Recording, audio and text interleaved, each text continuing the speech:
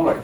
So we are going to solve this. So we are doing balancing, and in the balancing, we said that there are two types of balancing. One is static balancing, and another is dynamic balancing. In static balancing, everything is in the same plane. Okay, everything moves in the same plane, and the masses are distribution within that plane. And in case of the dynamic balancing, we have multiple masses. Since we did not open the dynamic balancing till now, so we are not going to talk about too much about dynamic balancing. We'll start with the second numerical of the static balancing. So what I'm going to do is I'm going to write the equations that we have. So for the static balancing, we have only two equations. Let me write it over here. Static.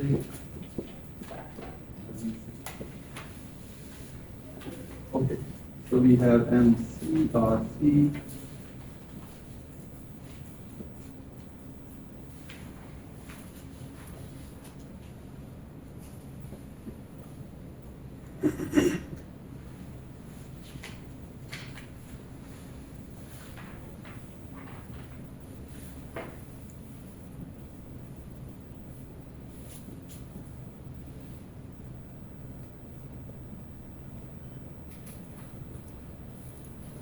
Okay, we have only two equations left. Now we are going to look at, everybody has the printout? I gave it to you last class. Okay, then you take it. You were there in the last class? Yes. Then you should have it. Always with it. Oh, and then I have plenty of it. I'm not going to do it. It's one for one student once only. Okay. A circular disc mounted on the shaft carries three attached masses. So last time, if you remember, what we did is we tried to solve it by making a table. So this time also, if we make a table, the life will become pretty easy in terms of data calculation. Okay. So we have three mass. 1, 2, 3. Mass in kilo. 4 kilogram, 3 kilogram, and 2.5 kilogram at the radial distance of 75 millimeter, 85 millimeter, and 50 millimeter at the angular position of 45 degrees, 135 degrees, and 240 degrees respectively. The angular positions are measured clockwise from the reference line along x-axis. Determine the amount of countermass at the radial distance of 75 required for static balance. Okay. Remember the previous one we solved it, it was already balanced. Okay, so we do not have any countermass or counterweight. So this time we have, okay, so mass 1 is 4, 3, 2.5. The radial distance, which we are going to measure in millimeter, is 75 for the 4 kilogram mass, 85 for 3 kilogram mass, and 50 for the 2.5 kilogram. At the radial distance, theta, which is in the form of degrees, there is 45 degree, 135, and 2.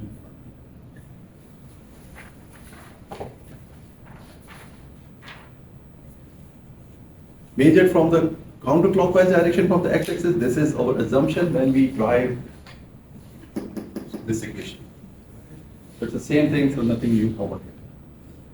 We need to find out the countermass. So let's say we have this entry as countermass at a radial distance of 75. So we have two equations. At most we can find out two unknowns from all these. So we need to find out the mass, how much is the mass, and how much is the radial distance required. Okay. Looking at the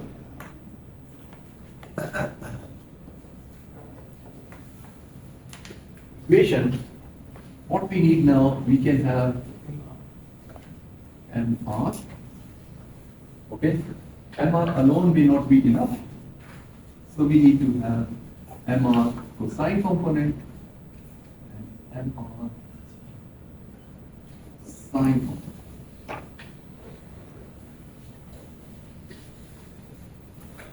Can you do this thing? Can you find out the values of each of it and I'll write it? Yes.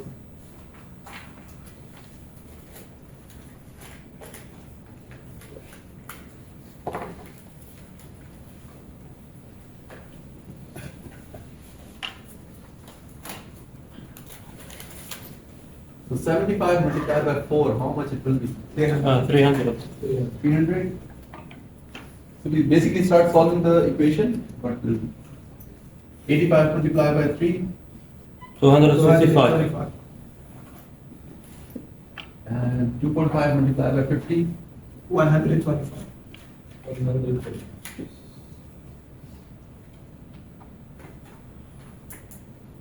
Okay, what is your MR cosine component? 212.13. 212.13. Sure. Yes. Yes. Yeah. Okay, next entry.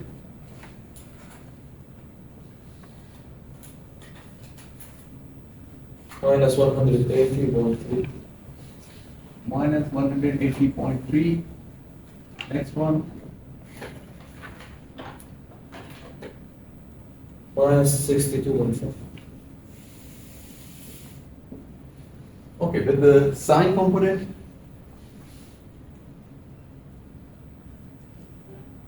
Uh, 212.13. 212.13, 0.13. because it is 45, so it will be same. 180.31. Really? It's because 135 like 45 But this time it is positive. Yes.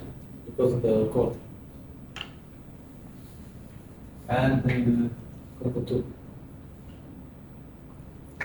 190.25. No, it's wrong. Minus 108.25.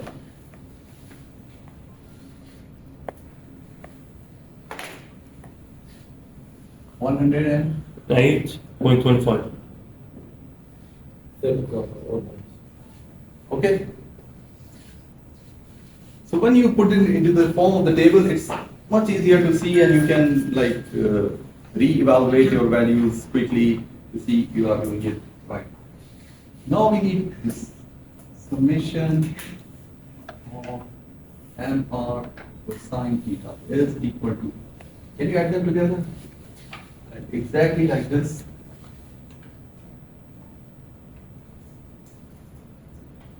MR sine component would be equal to.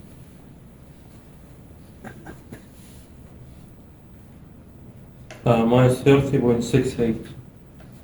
Cosine component, Yes. Yes. and this one,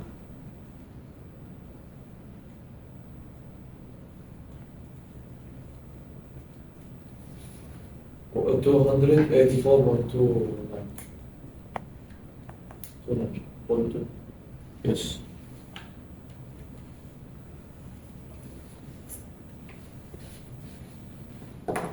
okay, so we have two equations. Let's say this is equation A, this is equation B. So in this equation, we know this value now, Yes. and we know this component of sine now. On this side, we have RC, which is the radial distance for the counter mass. All we need to find out the MC. So using equation A, can I write something like this? Summation of cosine component plus summation of sine component square divided by r. So the value of it is minus 30.68. Because it's square, so it doesn't matter, but this minus is very important. We are going to discuss it after a few minutes. And then this one is 284.9 square. This whole under root divided by 75. So what do you get? 3.8. 3.8. 3.81. 3.81 3. 2 kilogram. Because the units are in. So first one we got it 3.81, which is the mass. Okay, any confusion? Anyone? Sure? Yeah, it's very simple and straightforward. Now what we need to do? We need to find the angular distance. How to find this angular distance? So we can say equation B. There is the issue with the tangent. The tangent values always written the values between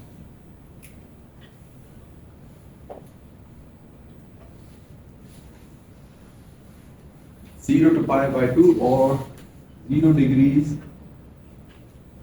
between 90 degrees. Every time the tangent will return in that quadrant. Okay. So let's find out this value. Tangent theta c. Okay. This is originally also theta c over here. Would be equal to the negative sign. Negative sign in the formula. Don't forget this negative sign. And sine component, negative sign, and sine component. Okay. What is the value over here? Negative 84.29 divided by negative of the formula, and then this value is also 30.68. Before you press the buttons on calculator, which quadrant it will be? 4. Just think first. Which quadrant it will be? Look at this and think which quadrant it will be by.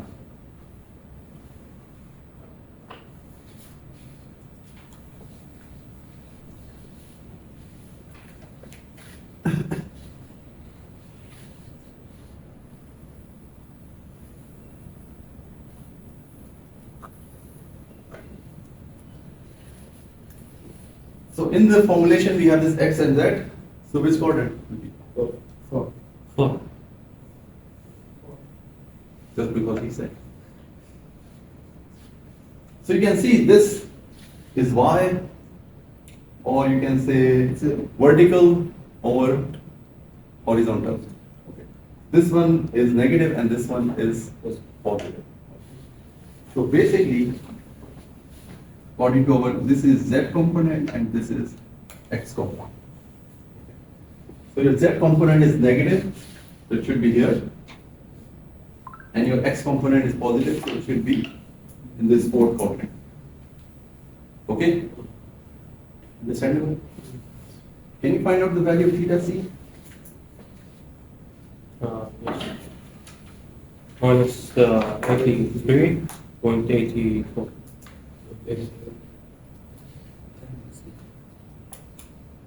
It's actually 276.16. No, first give me the sign. Minus Minus 83.84. Minus 83.84. 84. So if we want to plot it, it will be something look like over there. Because it's a fourth quadrant, it will be in the fourth quadrant. Negative because even in this question it says angular positions are measured counterclockwise from the reference line along x-axis. This one is counterclockwise. So this theta you just calculated. This is not the right theta because everything is calculated from the counterclockwise from x-axis. Counterclockwise from x-axis. So what is the value of theta c? 276.16. 276.16 after decimal, you should say separately. So this value is this. So basically the value of theta c is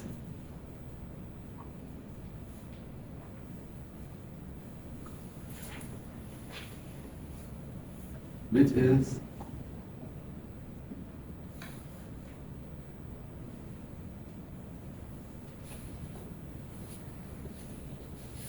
okay, understandable? Which one is just considered as theta? Yeah, you can say this is theta c as well with a negative sign. But your actual value is because you measure all the values from the x-axis, all these angles are from the x-axis counterclockwise. When we drive this equation, this is also mentioned in the given numerical. If it is positive, we don't need to. It does not matter if it is positive or negative. Are you? But if it is, yes, if it is in first quadrant, then you don't need to do anything. But if it is in second, third, and fourth, and how do you know it is in first quadrant? Both of these values would be Positive. positive. So if it is the first quadrant, then you don't need to do anything. But if you are in second, third, or fourth quadrant, you have to make sure that you see. And sometimes in the numericals, I ask you to draw this diagram. And it's very easy to do. As long as you keep the positive, negative signs of the formula. So remember, tangent always written the values within that quadrant, 0 to 90 degrees. If you move on to the next quadrant, it will give you the angle in that quadrant. But the values tangent always return the values between 0. This is not the case with sine and cosine. But with the tangent, this is the problem. Okay? Understandable? So the first angle when we calculate minus 83, you said it will be between 90 and 0. So if it's less or more, it will be wrong? No, let's say this one, but this is negative. Yes. So you can see negative. This is clockwise from x-axis. But we need all the angles anti-clockwise from x-axis. So to make this from clockwise to anti-clockwise, just separate it from the negative, from the total 360. But once you draw it, then you will be appreciated properly, although you know this thing, that if this angle is coming over here. So if you have any confusion, this is all the theta c, but this is clockwise. This one is anti-clockwise from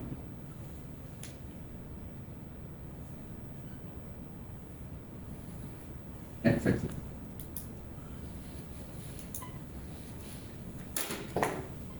Okay? Understandable? Any question?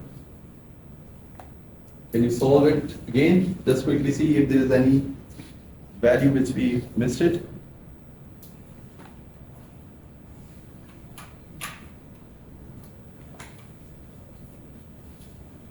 Understandable? Yeah. All right, great. So just finish it. I'll give you 1 minute to quickly do this thing and then we'll move on to the something else.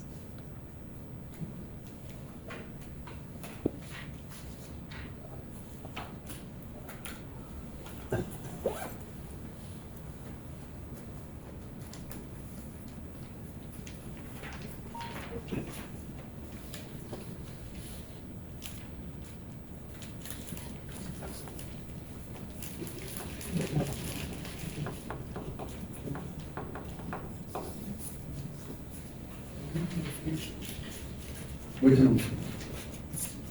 Yes, it's 108.25. Okay.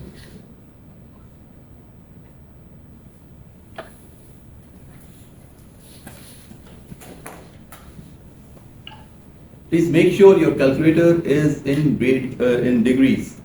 Okay? If it is in radians, it will give you different values.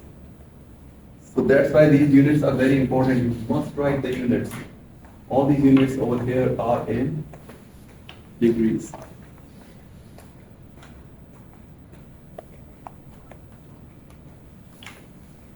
Okay? So now we divide the anti-clockwise. Divide some in the table.